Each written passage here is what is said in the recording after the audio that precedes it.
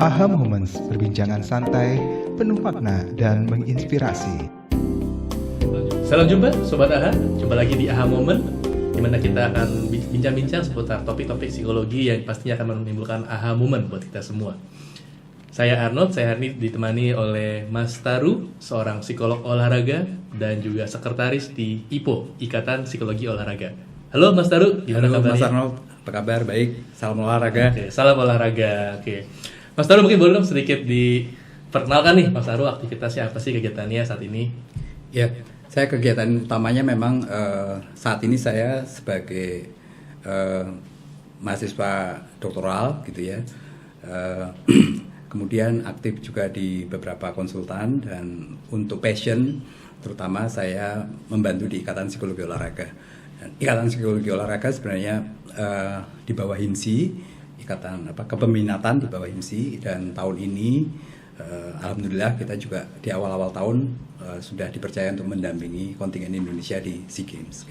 Mantap, oke. Semoga lancar juga nih dengan S3-nya, Mas Taru. Terima kasih, Mas. Oke, nah hari ini Mas Taru adalah sosok yang pas banget nih, karena kita hari ini akan membicarakan tentang peristiwa Kanjuruhan ya, ditinjau dari perspektif psikologi gitu. Kebetulan Mas Taru ini juga lahir dan besar di Malang ya? Iya, Mas, ya, betul. Saya Arema. Oh, ini seorang Arema. Jadi, nah, Mas Taru mungkin boleh dong sebelum kita mulai nih, boleh nggak dikasih cerita sedikit nih, sebetulnya Arema itu apa sih, Mas? Ya, Arema itu sudah banyak yang membahas, tapi kalau dari perspektif saya sendiri, karena saya juga mengalaminya, itu adalah semacam sebutan begitu ya, tapi juga kebanggaan bagi para alumni Malang gitu kan. Alumni itu maksudnya adalah orang-orang yang lahir di Malang, orang-orang yang pernah kerja di Malang, orang-orang yang pernah bersekolah di Malang, atau seperti anak saya yang punya orang tua yang dari Malang gitu. Jadi mereka mengklaim dirinya sebagai Arema. Arema itu sebenarnya singkatan dari Arek Malang gitu ya. Kurang lebih kayak gitu, Mas. Oke. Wah, saya kebetulan juga dulu pas profesi pernah sempat praktek di Malang. Jadi saya boleh mengklaim sebagai Arema ya. Oh, boleh. Itu warna birunya sudah Arema. Oke. Nah, Mas, kita bahas tentang topik Kanjuruhan ini, Mas. Ya. Mungkin kita ya tidak terlalu bahas tentang peristiwa di lapangan ya, karena itu kan mungkin di luar wilayah kita. Tapi mungkin buat kasih sedikit konteks ya, Mas, itu sampai akhirnya bisa ada peristiwa tersebut nih, kan itu ada yang bilang supporternya begini, ada yang bilang apa. Mungkin boleh kasih konteks ya, Mas. Apa ya, menonton pertandingan sepak bola itu kan setahu saya di Arema itu nggak cuma sekedar nonton pertandingan ya, menjadi bagian dari culture. Mungkin boleh di-share lebih lanjut. Ya. Jadi di olahraga itu berlaku istilah namanya itu facilitating factor, dan istilahnya satu lagi itu yang menghambat gitu ya. Ada dua istilahnya tuh. Jadi supporter itu sebuah pertandingan olahraga itu menariknya adalah kalau ada yang nonton begitu. Dan bagaimana menonton pertandingan olahraga yang nyaman itu adalah tujuan semua cabang olahraga, khususnya olahraga permainan seperti sepak bola. Jadi sebenarnya menonton sepak bola terutama di Arema khususnya, karena saya juga besar di situ gitu ya, itu sudah menjadi bagian dari kayak menonton pertunjukan, Mas. Jadi nggak cuman it's about soccer gitu ya, tapi lebih ke arah it is about life kadang-kadang gitu ya.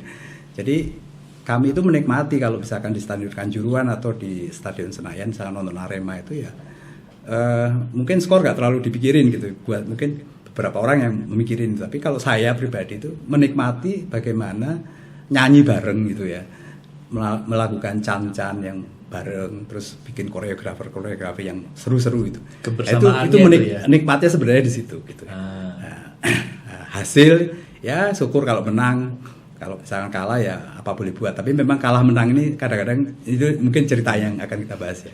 Oke. Nah, terus kemarin tuh akhirnya gimana sih, Mas? Cerita sampai akhirnya si peristiwa Kanjuruhan ini yang kemudian berakhir dengan kurang kondusif tuh. Ya, itu sudah banyak yang membahas, Mas ya. Jadi, tapi saya coba membahas dari sisi perspektif psikologi aja ya. Pertandingan Arema dan Persebaya itu adalah pertandingan yang sangat diidam-idamkan. Derby lah ya. Derby Jawa Timur istilahnya. Derby Jawa Timur. Persaingan dua kota besar gitu ya. persaingan dua kultur. Ya, dulu Jawa Timur itu ya semuanya milik Persebaya zaman dulu. Tapi tahun 87 itu muncul entitas baru budaya namanya Arema gitu ya, yang mewakili segala sesuatu yang berasal dari Malang.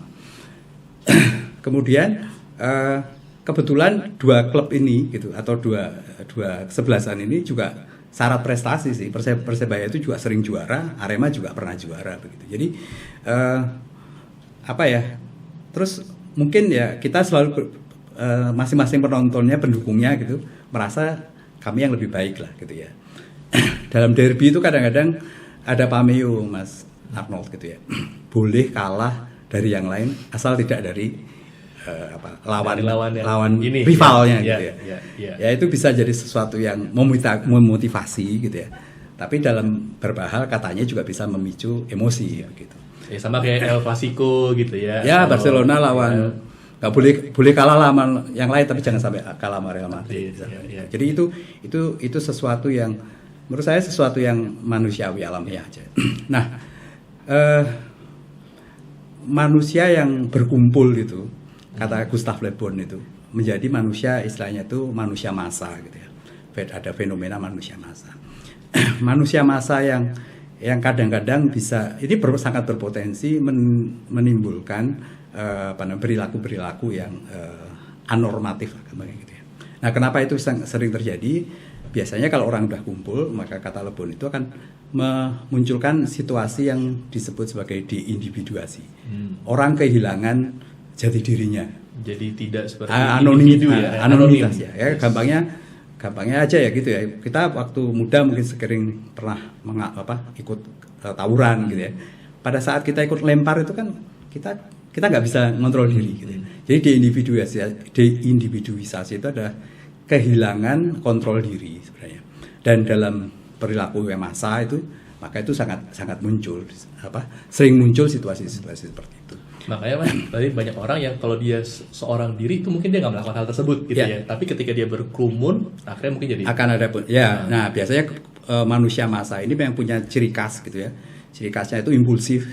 Terus gampang nular gitu. Nah, kenapa gampang nular ya? Karena mungkin kesadarannya turun gitu jadi ya. Kolektif. Sehingga jadi kolektif dan biasanya memang lebih banyak cerita-cerita destruktifnya.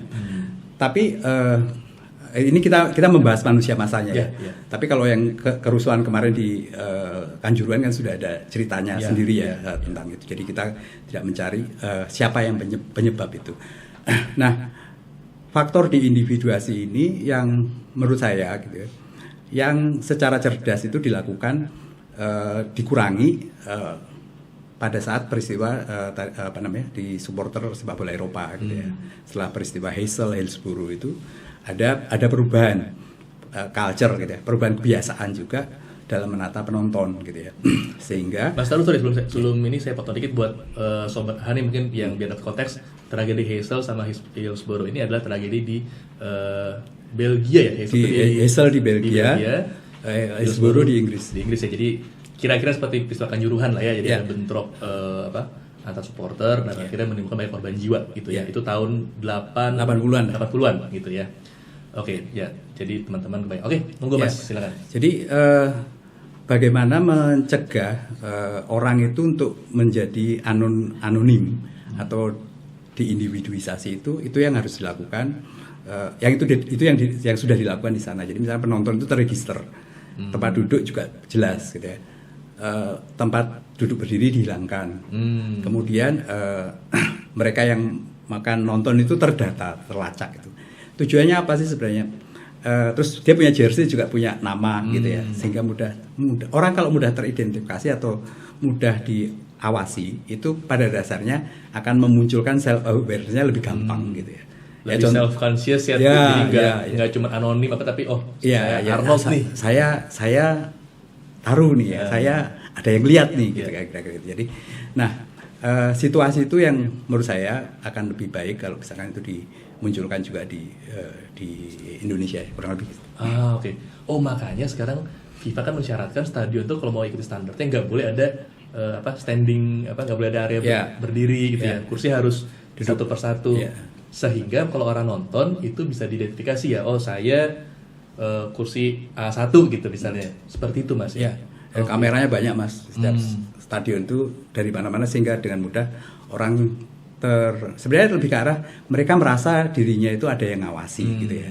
Nah, merasa diawasi ini menyebabkan ya self awareness-nya akan lebih terkontrol lah, terkendalikan sehingga tidak mudah dia lari ke proses anonimitas atau diindividuasi yang gampangnya itu seringkali lebih eksplosif gitu ya, lebih bisa jadi brutal dan lain-lain. Oke. Dan mungkin itu juga sebabnya mungkin kalau kita di sepak bola Eropa, khususnya Eropa Barat mungkin ya, itu kan karena sudah lebih tertata seperti itu, jadinya pun ada ya bentrokan antar supporter itu nggak sampai memakan korban jiwa seperti tragedi dulu. Setelah kejadian Hillsborough itu di Sheffield itu kan nyaris tidak terjadi yang seperti itu ya. Mungkin pernah terjadi di Piala Dunia Prancis itu, tapi setelah itu kan nyaris jarang ada cerita gitu ya, terutama di Eropa Barat ya. Oke. Nah, kita mungkin akan bahas lebih dalam tentang tadi ya si deindividuasi dan apa yang bisa dilakukan berikutnya. Tapi mungkin saya mau tanya dulu gini mas. Ini kan pasca peristiwa, kita tidak mencari siapa yang salah dan sebagainya, biarlah tim pencari fakta ya itu yang bagian mereka. Tapi mungkin saya mau tanya, kan Mas Taruni di IPO kan juga setahu saya terlibat ya dalam pasca peristiwa ini kan tentu ada banyak korban gitu, dan Mas Taru juga salah satu kerabatnya ini ya, jadi korban ya. Mohon maaf mas. Ya, apa-apa mas. Itu udah. Ya, Revano itu salah satu korban. Ya, itu keponakan saya umurnya 16 tahun. Dia salah satu korban. Dia menonton dan akhirnya dengan temannya namanya Gabriel kalau nggak salah, itu menjadi salah satu korban yang kami kunjungi sekitar awal Oktober yang lalu. Kami ke Malang itu waktu itu diminta tolong oleh namanya itu organisasi Athlete for Goods itu dari Persik Kediri dengan kaptennya Mas Arthur, bekerja sama dengan tim sepak bola wanita dengan wakil ketua umumnya itu Mbak Monica Desideria sama Mbak Farina. Nah, mereka pengen berkunjung, awalnya pengen berkunjung, menyapa, menyampaikan simpati, tapi kan nggak cukup itu.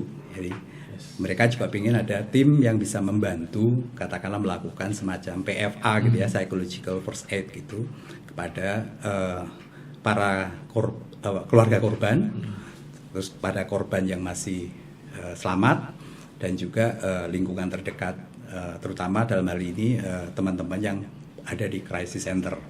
Jadi kami mengunjungi keluarga-keluarga itu juga di sana dilakukan semacam kayak konseling begitu ya, konseling kepada bapaknya, pada ibunya, kakeknya juga begitu ya. Terus juga untuk ada yang korban langsung yang masih selamat, itu juga dilakukan hal-hal semacam itu. Waktu itu saya ke sana berdua dengan sahabat saya Bu Kumala namanya.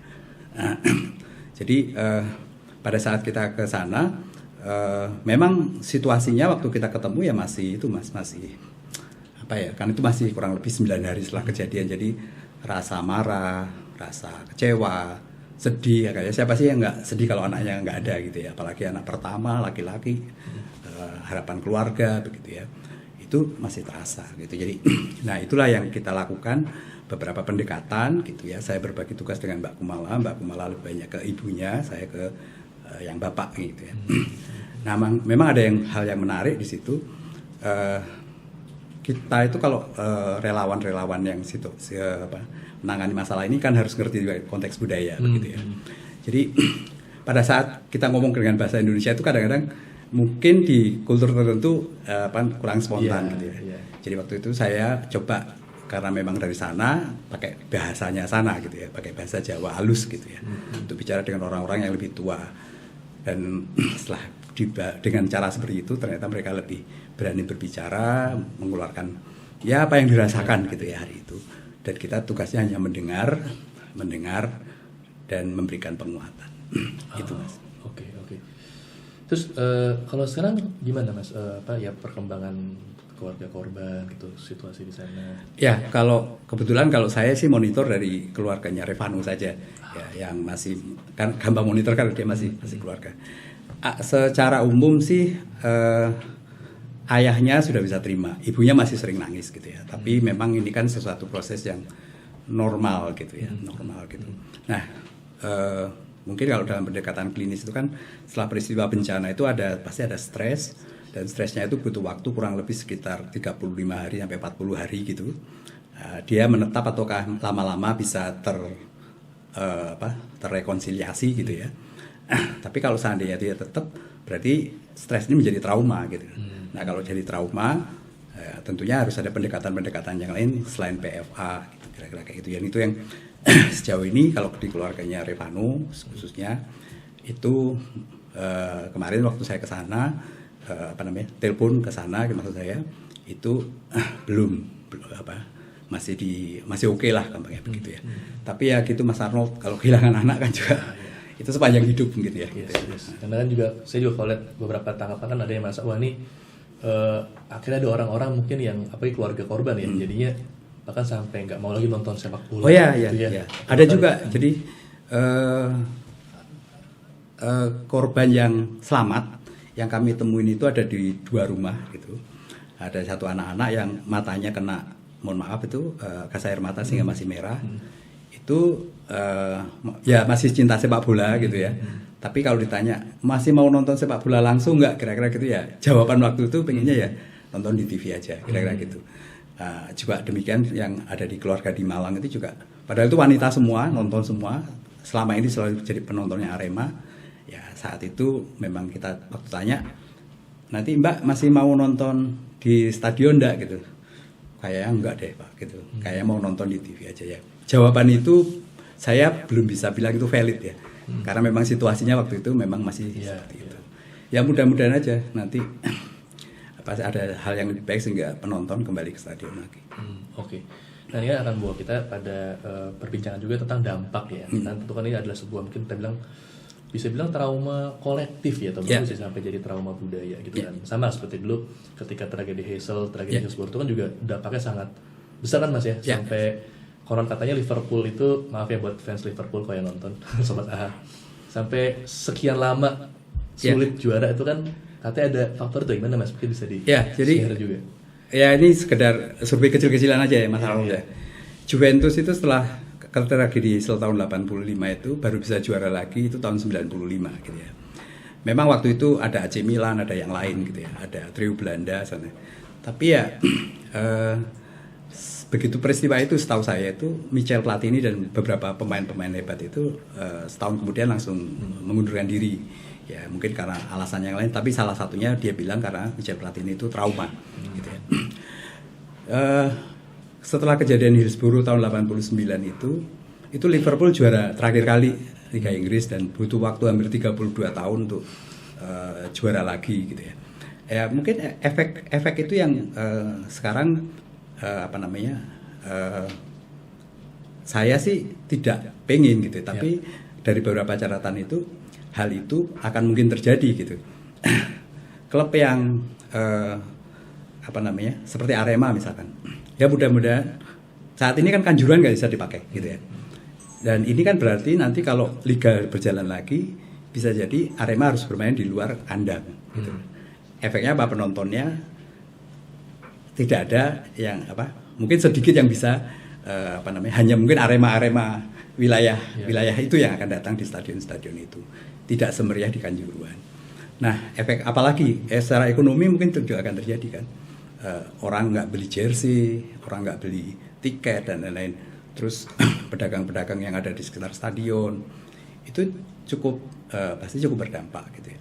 Nah efek kolateral ini yang menurut saya akan bisa diatasi gitu kalau memang kita memaknai Kanjuruhan ini dengan benar gitu. Gitu. Apakah kita mau belajar seperti kasusnya Hillsborough, apakah kita mau belajar seperti kasusnya Heysel? Nah, itu kembali pada kita gitu kan. Hillsborough dan Heysel merubah tata pola pengelolaan supporter di Eropa Barat. Nah, mudah-mudahan Kanjuruhan juga kita bisa belajar banyak sehingga tidak perlu mengulangi hal yang tidak perlu dilakukan. Oke. Nah, ini menarik Mas, karena Mas Arnold tadi bilang tentang apakah ini bisa jadi proses belajar gitu ya bagi kita semua. Ya, sekali lagi tanpa kita menyalahkan siapa yang salah dan sebagainya. Nah, menurut Mas Taro ini proses belajar seperti apa yang mungkin idealnya terjadi itu pasca peristiwa Kanjuruhan ini? Ya, peristiwa Kanjuruhan itu kan membuka banyak catatan kalau kita lihat dari TGIF itu. Pertama masalah stadionnya gitu ya. Pertama, yang kedua stewardnya atau keamanannya. Ketiga manajemen penonton. Keempat masalah keamanan di sekitaran itu gitu.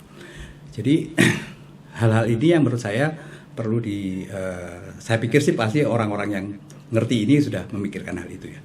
Cuman ya kembali lagi yang tadi Mas Arnold, bagaimana kita membuat karena ini konteksnya psikologi sosial gitu ya. Situasi deindividuasi, situasi anonimitas itu mengecil gitu. Jadi penonton tuh makin sadar gitu ya, makin punya kontrol diri gitu ya, tidak gampang ikut-ikutan. Dan itu salah satunya memang selain juga stadion yang punya fasilitas yang baik, yang nyaman, juga harapan saya gitu ya. Itu juga ada hal-hal yang mungkin memicu emosi penonton itu bisa direduksi. Contohnya misalkan kan sampai hari ini belum ada teknologi VAR ya di stadion-stadion kita. Ya mudah-mudahan nanti tahun depan setelah ada Piala Dunia Junior itu di beberapa stadion itu sudah ada. Nah, teknologi VAR ini juga tetap teknologi manusia, ada kontroversinya gitu. Nah, cuman minimal gitu ya. Minimal kan penonton tahu nih kenapa wasit memutuskan itu gitu kira-kira gitu. Mengurangi kontroversi lah gitu. Ya, kira-kira lah ya. Mereka merasa juga melihat keputusan itu kenapa kira-kira gitu. Iya. Nah, itu contoh-contoh yang bisa mengeliminir atau mengurangi lah gitu kira-kira. Oke. Nah, Mas, terus kalau selain yang sisi pengamanan dan sebagainya, kalau untuk korban atau keluarga korban, ini apa yang masih bisa dilakukan, Mas? Ya, keluarga korban itu pasti butuh pendampingan, dan kami datang waktu itu adalah sebagai teman, ya, sebagai sahabat dari jauh gitu ya. Yang menarik Mas Arnold, yang datang waktu itu adalah supporter Persik juga. Supporter Persik. Ya. Jadi selain kami, tim psikolognya juga ada dari PSSI, dari pemain, tapi juga membawa tim supporter. Ada berapa belas orang yang ikut gitu. Waktu saya tanya ke para supporter Persik itu, mereka bilang kesedihannya Arema itu kesedihan kami juga. Nah, itu sesuatu yang sangat mengharukan gitu. Dan itu yang sangat menguatkan orang tua itu ya, terutama yang orang tua korban itu. Waktu mereka bilang bahwa Bapak kami juga ikut merasakan kesedihan itu. Ya. Itu sesuatu yang luar biasa yang menurut saya terobosan baru di Indonesia gitu ya. Nah, contohnya lagi supporter bonek itu hari itu kan dia menang gitu. Tapi dia tidak merayakan. Nah, itu ada respeknya gitu. Ada respek yang seperti itu yang menyebabkan saya melihat masa depan sepak bola Indonesia itu menjadi indah gitu ya.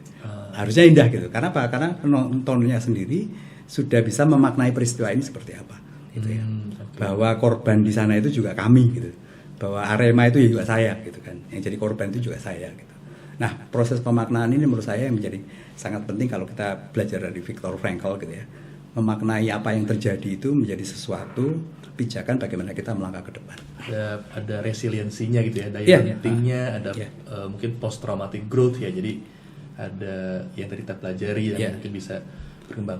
Ya, tapi ini juga saya setuju dengan Mas Taru. Ini fenomenanya menunjukkan bahwa ya football, ya ini humanity is about football gitu ya. It's more than just a game ya, nggak cuma permainan tapi ada unsur manusia. Dan tadi karena Mas Taru cerita nih, saya jadi ini muncul aha moment juga nih saya bahwa kan tadi di awal kita bilang bahwa deindividuasi atau masa ini kan cenderungnya destruktif. Tapi tadi dari cerita Mas Taru sebetulnya bisa ada sisi positifnya dalam artian walaupun kita nggak kenal tapi karena saya supporter Persik, saya supporter, saya bonek, saya apa, tapi kita sama-sama supporter gitu kan. Jadi rasa kehilangan ini juga walaupun saya nggak kenal sama orang misalnya, tapi saya bisa turut berempati gitu ya. Ya, itu kan masalah kalau di psikologi kita sebut sebagai pemaknaan ya, pemaknaan suatu peristiwa gitu. Jadi kita melihat ini apa gitu, apa sih yang kita pelajari dari sisi ini gitu ya. Apakah kita akan lewatin itu aja sebagai katakanlah orang Indonesia kadang-kadang suka lupa begitu ya, gampang lupa gitu. Atau kita melihat ini sebagai sesuatu yang harusnya menjadi pijakan lain. Kan sayang Mas, 134 nyawa itu kita akan berdosa gitu ya. Kalau kita tidak melakukan sesuatu, sangat berdosa. mereka meninggal itu kan nggak mau sia-sia gitu. Salah satu orang tua yang anaknya meninggal ngomong begini, Pak Aru, saya ikhlas anak saya meninggal karena dia adalah pahlawan perdamaian para supporter. Gitu ya. Nah di tataran akar rumput ini sebenarnya situasinya sudah seperti itu. Gitu. Nah mungkin yang perlu bisa dilakukan kadang-kadang itu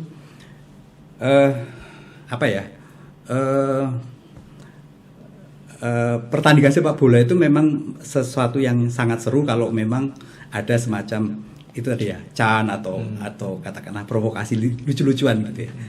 Nah itu yang mungkin kita itu kadang-kadang kan gini Mas, Persija lawan Persib gitu ya, tulis ini Macan Kemayoran siap menerkam Maung Bandung. Nah kalimat ini kan kalimat agitatif gitu ya.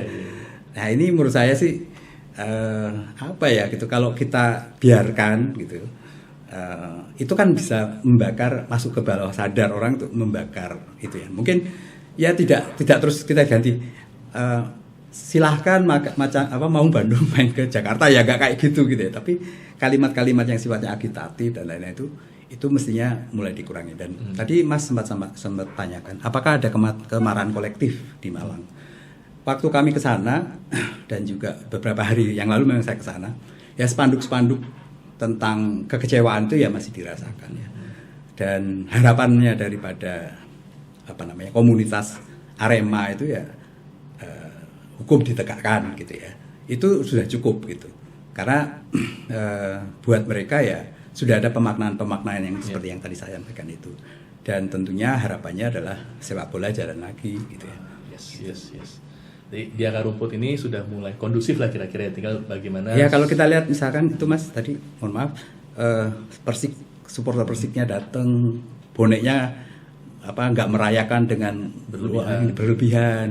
Di mana-mana ada membakar lilin bersama, berdoa bersama. Itu kan sesuatu yang indah. Yes.